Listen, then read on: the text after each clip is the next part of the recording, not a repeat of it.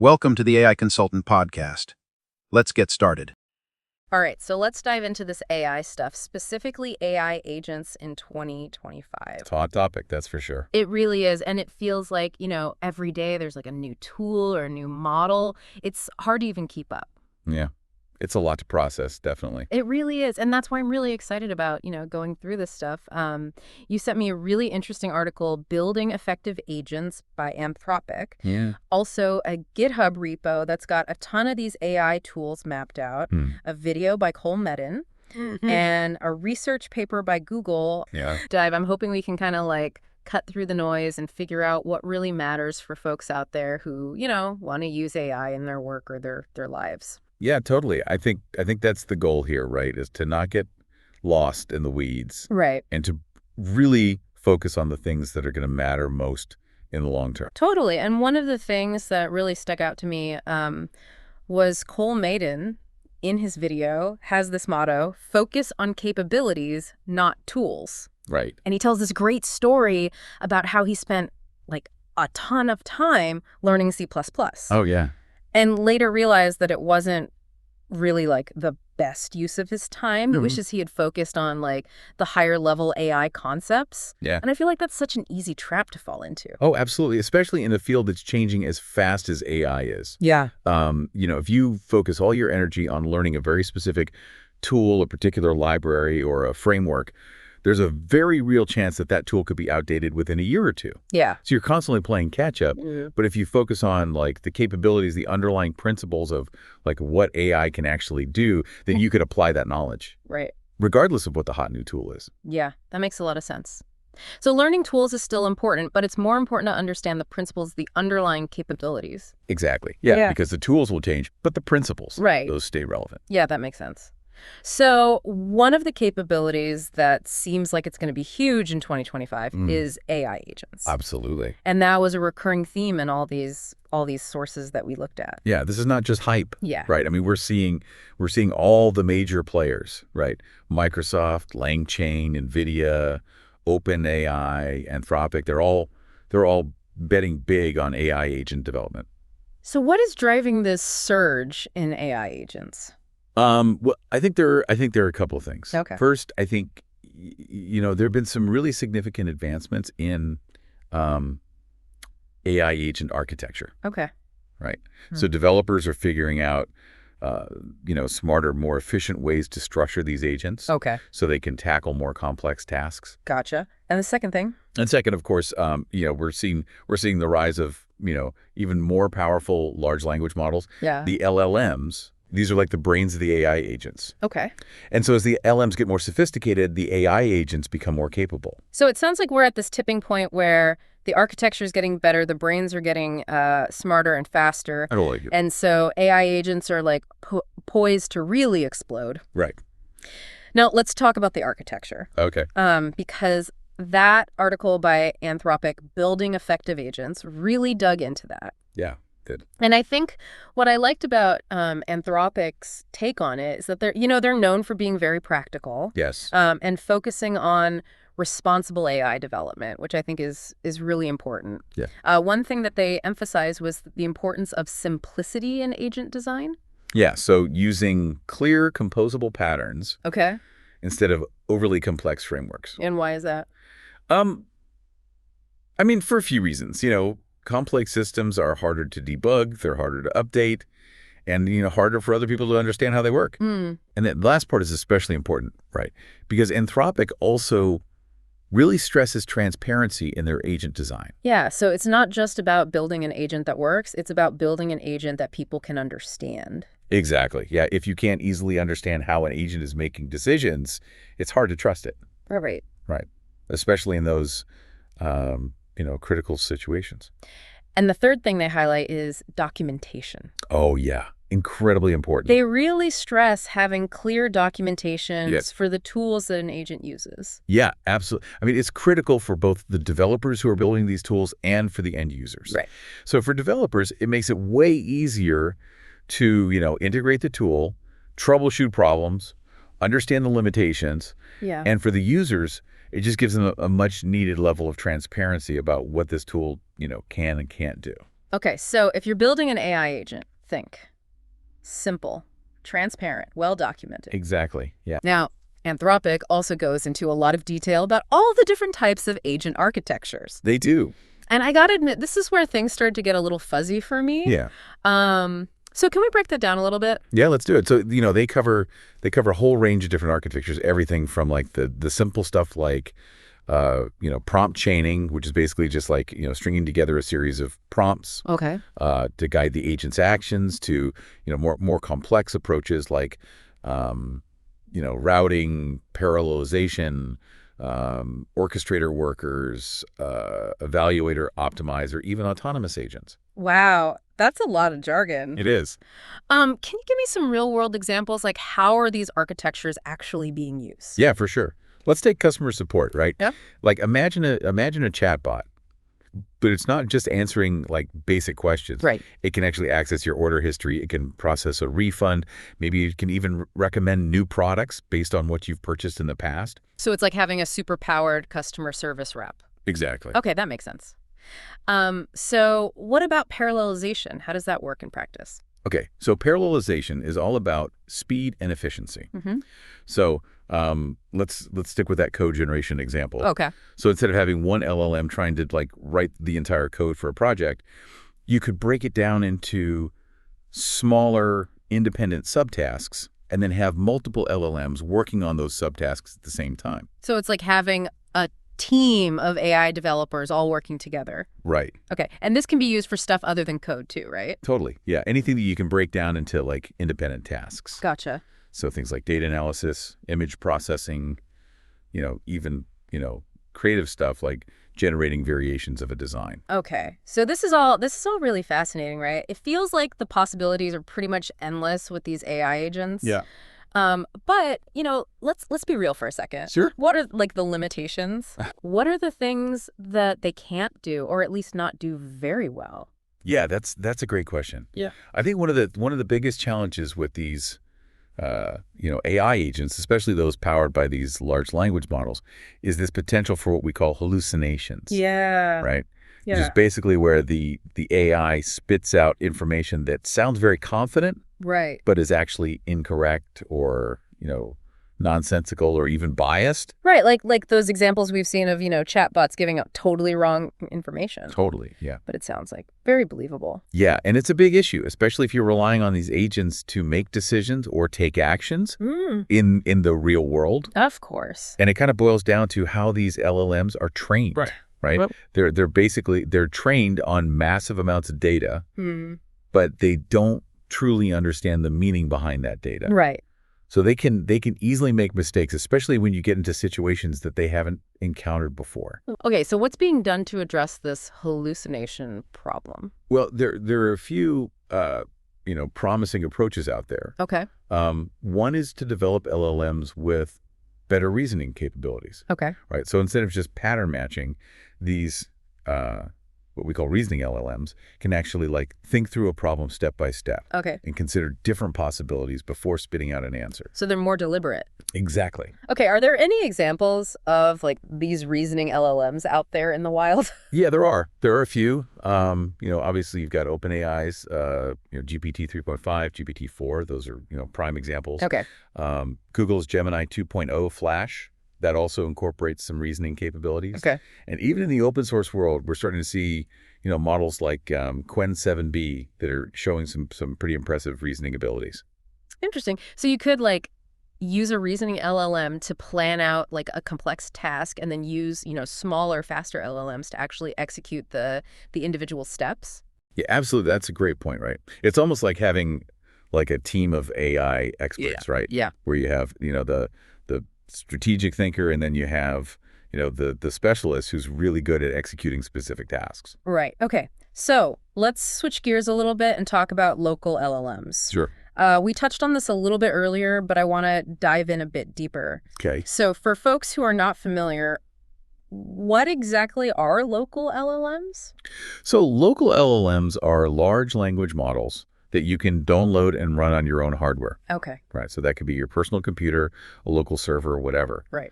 as opposed to, the cloud-based LLMs that, most people are familiar with, where you're basically accessing them through an API, right? Like OpenAI or Google.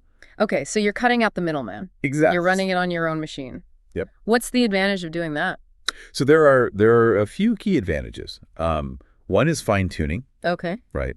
With a local LLM, you have complete control over the training data. Okay. So you can fine-tune it on your own data sets. Gotcha. To make it really good at a particular task or domain. Okay, so like you could take a general purpose LLM and train it on like your company's internal documents. Exactly, yeah. Okay, that makes sense. What about data privacy? Is that a concern with cloud-based LLMs? Absolutely, yeah. That's another big advantage of local LLMs. Okay. Your data never leaves your control. Right. Right. So this is huge for businesses, dealing with sensitive information, individuals who are concerned about, the privacy implications of sending all their data up to the cloud. Yeah, for sure. That's like a growing concern these days. What about cost? So cost, it depends. Okay. Right. In some cases, especially if you're using the LLMs a lot, okay, and you're making a lot of API calls, it can actually be cheaper to run a local LLM. Okay. Right, because you're basically trading the ongoing cost of using the API for the upfront cost of the hardware. Right. And the cost of, maintaining your local infrastructure. Okay, so there's a trade-off there. Yeah. But it's something to consider. Right. What about speed? How do local LLMs stack up in terms of processing time?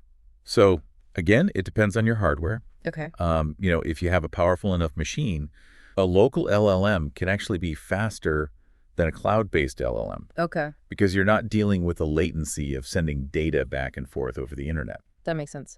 Okay, and then what about flexibility? Do local LLMs offer more options in terms of like customization and control? Totally, yeah. With a local LLM, you have complete control, right? Okay. You can choose from, a whole bunch of open source LLMs. You can experiment with different configurations. You can even modify the code yourself if you want to get really, really into it. So it's like having a powerful AI engine that you can tinker with. Exactly, yep. Now, you mentioned that, the closed LLMs, the cloud-based ones, are generally still more powerful. They are, yeah. Than their local counterparts. Generally speaking, yeah. But is that gap shrinking? It is. It is. We're seeing some open source LLMs like DeepSeek V3, for example, are making huge strides in performance. Right. They're catching up really quickly. Okay. Which is making, local AI a more and more viable option. Okay, so it sounds like there's a lot to be excited about in the world of local LLMs. Yeah. Now, let's say I'm convinced. Okay. I want to start building my own AI-powered applications. Awesome. How do I actually go about doing that? Okay. Because it feels like there are all these different pieces, right? Yeah. You got the LLMs, right. You've got the agent architecture, the tools for like managing them. Right. It's a bit overwhelming, honestly. It is. It can be, which is why I think the concept of an AI tech stack is so important. Okay, what is an AI tech stack? So it's basically the collection of tools and services you need to create like a functional AI system. You think of it like building a house, right? You need the foundation, you need the framing, you need the wiring, the plumbing, all these different components that work together to create a functional living space. I like that analogy. Yeah, so an AI tech stack is kind of similar. Okay, so what are some of the key components of an AI tech stack? Like, where do I even begin? So it starts with choosing your LLMs. Okay. Right. Both local and cloud-based, depending on what your needs are. Right. And then you'll need a framework for building your AI agents. Okay. So things like LangChain or Baby AGI, those are popular options. You need a database for storing and managing your data. Of course. Right. Tools for automating tasks and workflows can be incredibly helpful. Okay. Things like Zapier or Make. And then finally, you'll need to decide, where you're going to host this thing, right? Is it going to be on a cloud platform like AWS? Right. Or are you going to run it on a local server? Wow. Okay. That is a lot to consider. Are there any resources that can help folks kind of navigate this? Because it can be really overwhelming. Absolutely, yeah. That GitHub repo that you shared, the open source AI enablement stack, that's a fantastic resource. It kind of maps out all the different categories and tools, gives you a really good overview of the landscape. Okay, and any general advice for folks who are approaching this? My advice is to start simple. Okay. Right. don't feel like you need to incorporate every single tool out there. Just start with like the essentials, Right. and then gradually add complexity as you learn and as your requirements evolve. Okay, good advice. Yeah. It's easy to get like caught up in the hype and try to do too much too soon. Exactly. Anything else to keep in mind? Remember the DRY principle, right? Don't repeat yourself. Okay. So look for tools that you can use across multiple AI projects, right? Right. Instead of building like a separate solution for every single one. So find tools that are versatile. Okay, that makes sense. Cole Medin, in his video, he emphasizes using LangGraph and Superbase in his own tech stack. Yeah, LangGraph is a great tool. It's a really powerful tool for building and managing AI agents. Okay. And then Superbase is a database platform that's particularly well suited for working with LLMs. Okay, so those two tools offer a good foundation for a tech stack. Exactly. And then you can kind of add other components as needed. Totally, yeah. Okay, so we've talked about the capabilities of AI agents, LLMs, how to build a tech stack. Yeah. Now, what about the skills? Okay. What are the specific skills that people need to learn to really harness this power? Yeah, that's a great question. Well, I think one of the most crucial skills is prompt engineering. Okay. It's the art of crafting effective prompts to get an LLM to give you the response that you want. So it's not just about typing in any old question or command. Exactly. There's like an art to it. Yeah. There is. Yeah. It's about understanding how these LLMs process language. Right. And using that knowledge to structure your prompts in a way that gets them to perform at their best. Okay. And there are specific techniques you can use, like, providing examples to illustrate, the output format that you want. Okay. Or, guiding the LM through a step-by-step reasoning process. Right. So it sounds like prompt engineering is a key skill for anyone who wants to work effectively with LLMs, whether you're building agents or just, using them for creative tasks or research. Absolutely. Yeah. It's really foundational. Okay. Now, what about AI coding assistants? Okay. I've heard a lot about those. I'm not a coder myself, so I'm curious, like, can non-technical users leverage these tools? Yeah, that's the beauty of AI coding assistants, right? Okay. They're designed to be accessible to everyone. Okay. Even if you don't have a coding background. Tools like Bolt, for example, give you this really user-friendly interface where you can just describe what you want to build in plain English. Oh, wow. And then the AI will actually write the code for you. So it's like having an AI programmer on your team. Exactly. Wow. And then are there other tools besides Bolt? Yeah. So, alongside those tools like Bolt, we're also seeing the rise of AI-powered IDEs. Okay. Which are, integrated development environments. Okay. These are super-powered code editors, basically, that offer features like AI-assisted code completion, error detection. Gotcha. Even code generation based on natural language descriptions. So even experienced coders can benefit from these tools. Yeah, absolutely. Okay. So let's talk about human in the loop. Okay. What is that? So human in the loop is basically an approach that recognizes that AI, while very powerful, is not perfect. Right. So it basically involves having, human intervention at certain points in the AI system's workflow to make sure that things are running smoothly, and to, make those, really important decisions that require human judgment. So it's not just about letting the AI run wild. Exactly, yeah. You still need, a human to be there. Especially for tasks that involve, ethical considerations, complex decision-making, high-stakes outcomes. Right, okay. And there are tools that make it easier to implement these human-in-the-loop workflows. Okay.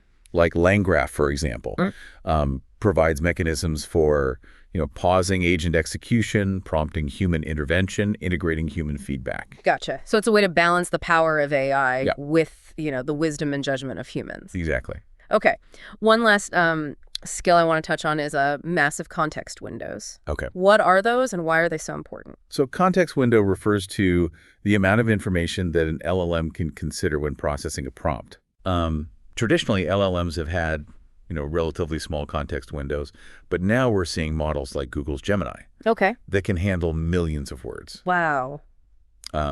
So this ability to process vast amounts of information opens up some really, really incredible possibilities. It's like giving the LLM like a whole library to read before it answers your question. Exactly, yeah. Okay.